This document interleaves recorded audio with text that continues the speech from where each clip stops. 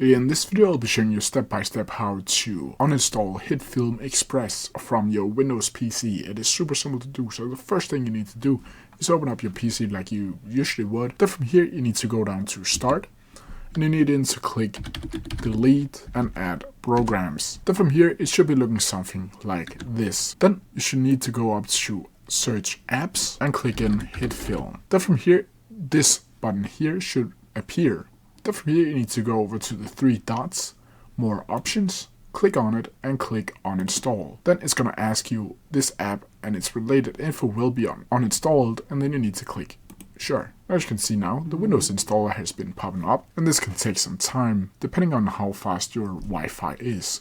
Now it's going to ask you, do you want to allow this app to make changes to your device? And then you just need to click Yes. And then when Hitfilm has been uninstalled, a Chrome page or Edge page will pop up asking you, with SurveyMonkey, want to create your own service, blah blah blah. Then you need to just close this down. And that's how you do it. If you have any questions about it, please leave them down in the comment section below, and I'll try my best to answer them as quickly as possible. See ya!